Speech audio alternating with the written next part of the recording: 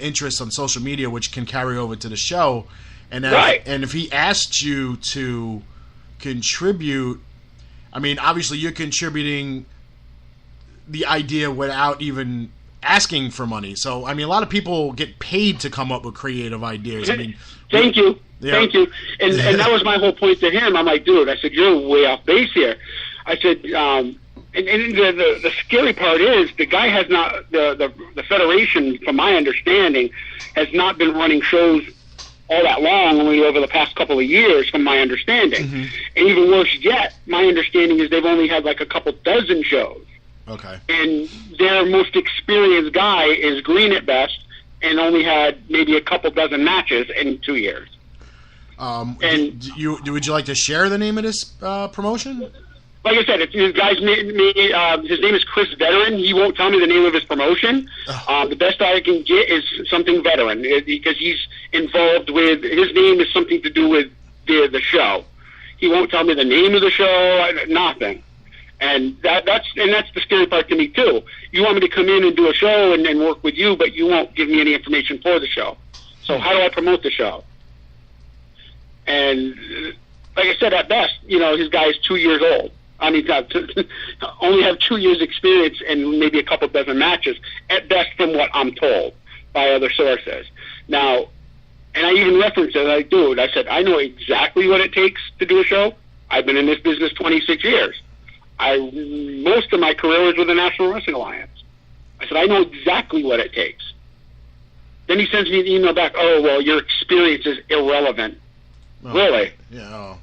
My experience is irrelevant. My experience is probably what would have saved your ass from failing. I said, and you will fail. I said, because obviously you don't know how to run a show, and I really don't want to be associated with you. So, you know what? You have a great day. Don't call me. I won't call you. We'll call it a day. But where do these promoters, not even just the promoters, but the younger wrestlers, get off the not having respect for people in this business that paved the way for them? That's what I don't get. Well, I'm going to tell you this. And again, this is in my opinion. My opinion is not necessarily the opinion of guests on this show and or sponsors, but my opinion is that the internet and the access that internet gives fans to be able to get in the middle of wrestling, whether it's bringing in wrestlers to shows or starting their own half-assed wrestling company or contributing their bad ideas, and it just makes it very easy for them to do, where 25, 30 years ago, the only way you were involved in this wrestling business is if either you knew somebody or you had tons of money. Right. It's true. So the internet has pretty much ruined wrestling. I mean, kayfabe is done. I mean, it's just out the window. Too many people taking pictures of wrestlers out eating dinner with the guy that they wrestled the night before, or yep. Yeah, they're right. Or the creepy pictures of Randy Orton taking a piss in the bathroom and someone taking a picture of him. Or, I mean, it's just it just doesn't. It's just not the same anymore. And look, I mean, I'm not saying, I'm not speaking as a guy that's like, hey, I've been in this business 30 years. I've been in this business since 2012. That's a cup of coffee for a lot of people that I've worked around who've been doing this for 25, 30 years. But the mindset of a lot of those guys that worked 25, 30 years ago is still what it was 25, 30 years ago. They've refused to have moved on and adapted to the way wrestling is now and how wrestling is portrayed by fans on social media, that, they're not going to be forced to cheer for this person or boo that person. They're going to make their own decisions of what they like and what they don't like. You can't force feed them anything.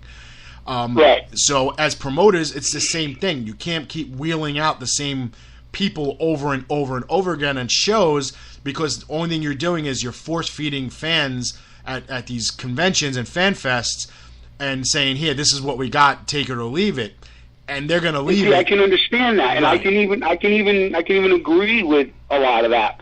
But see, the problem is you get these young wrestlers and these young promoters that are just disrespectful.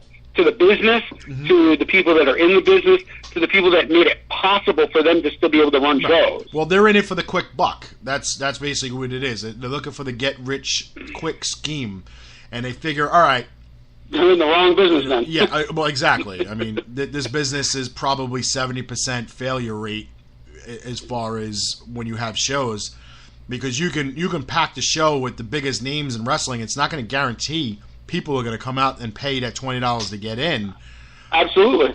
And then you have situations where you're going to have 1,000 people at a show, and you brought in the talent sitting at a table, and 12 people out of that 1,000 walk up to the table to get an autograph and pay for it. So that doesn't guarantee you at a big crowd that you're going to make money. So it's a gamble, just like anything else you do that is a gamble. You're taking a chance, you're putting yourself out there, you're setting yourself up for failure with the hopes of not failing. But if you do fail, it's kind of like, okay, you're going to fail more than you're not.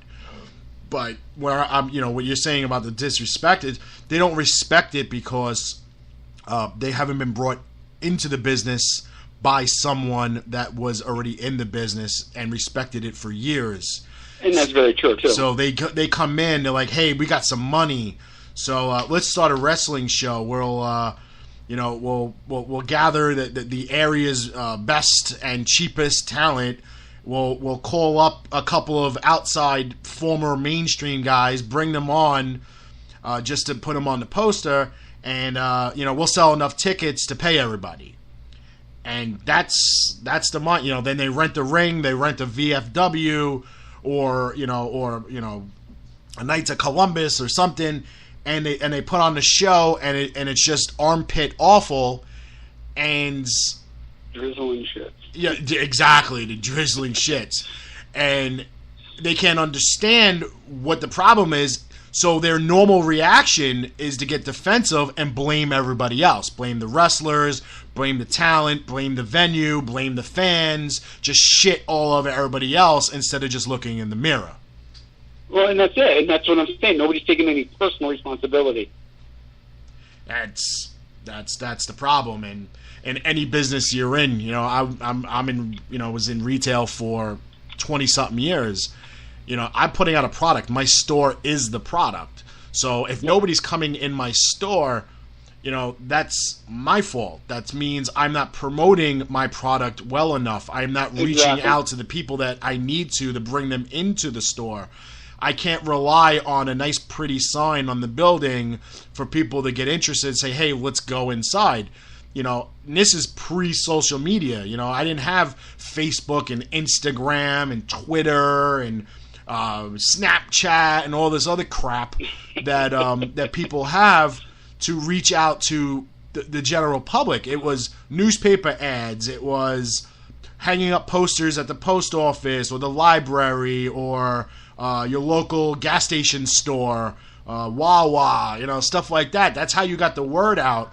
Absolutely. Or even if you wanted to spend a little money, you had the local newspaper come take some pictures of your business, write up a little story.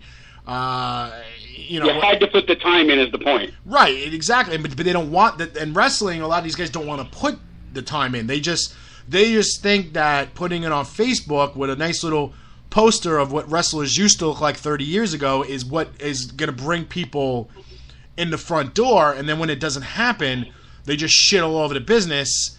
And as you said, they disrespect it. They disrespect all the people. So then when you have somebody like you that has the experience that says, hey, I want to help you out. I never brought up the topic of money. I just want to pitch a creative storyline to you. And then your reaction is to get defensive and say, I'm in it for a payday. That's somebody who's very, very self-conscious, that they like the idea, but they're not going to be able to sell it as their own idea because they probably have a track record of have shitty ideas. And that's exactly what I thought too. Same so they're thinking, well, if I have this idea, everybody's going to know it's somebody else's, and they're just going to assume I'm paying somebody for this or that you wanted money for this. And obviously, if you show up to an event and you work, you're entitled to get paid. I mean, nobody should be doing anything that they love and they're good at for free.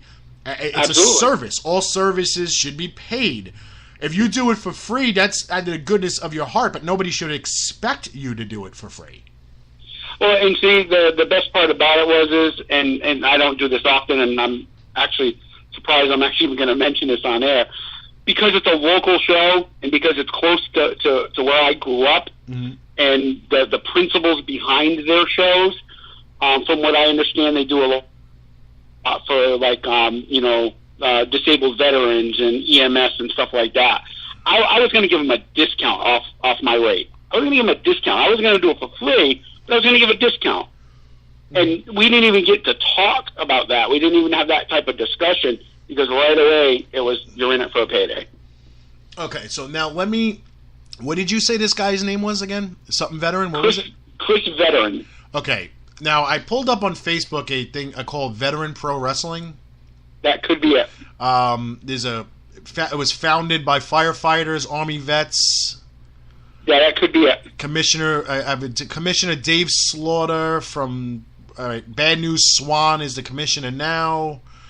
One of the founders. That could be it. Yeah, one of the founders is a Christopher Anino. I don't know if that's him or not. Okay. Just trying to scroll down to see if there's any wrestlers. Chris Matrix, Scott Lador, Akani, Tomahawk, Rescue 911, Paul Severe. I've never even heard of any of these guys. Valet Girl, Koyo the Destroyer. It just says Victory Pro Wrestling was founded by a group of military veterans, animal rescue, and EMS. Our goal is to help military vets and our community through charity partnerships. That could be it. I'm not going to say that it's not, but I'm not going to 100% say, yeah, that's it, because, like I said, I only knew the name Chris Veteran, and that's all the information that was given to me and that they would give to me. I'm trying to see, because, I went to the about part, and it doesn't really say where they're based out of. I'm trying to see if they have any event poster. Let's see, here's an event poster. Looks like Groton, Connecticut. That's a possibility, because the show we were talking about originally was going to be like in the New London area. Yeah, this has to be it. This poster First of all right, here's your problem. There's no money invested in this company at all. At zero. The poster looks like it was made by an 8-year-old who's fooling around with Photoshop. People's heads are cut flat on the top. There's backgrounds behind their heads. It's really bad. There's not a single person on this poster I've ever heard of in my life, except for Fogman. I've heard of Fogman because he does a show out there in New England. So I've heard of him, but it looks like he was a guest on the show. So most of the posts on here are just posts of other people's stuff that they're promoting, and there really hasn't been anything on here since, let's say, March 31st this year was the last thing, and that was about the Cauliflower Alley Club, and then there was nothing prior to that till November of last year. So they let me go to events. They don't even have the last event that they ran was April 30th at the Groton Elks Lodge. Let's see. Benefit for Colors for a Cause Rhode Island fire truck. Again, the posters are just so bad. Like, come on. You can literally pay someone $15 to make a poster that this is just awful. People are missing half their head. Really? Yeah. And then there's somebody. They have a WWF logo between a guy named Jack Kruger and another one called Richie Rich. I honestly I don't know. I don't know who these people are. I honestly don't know. There's no really feedback on this page, but look, bottom line, how it was founded and how it was ran is two different things. Maybe the idea was out there was really nice. It was founded by some veterans and firefighters and police and EMTs and whatever, and they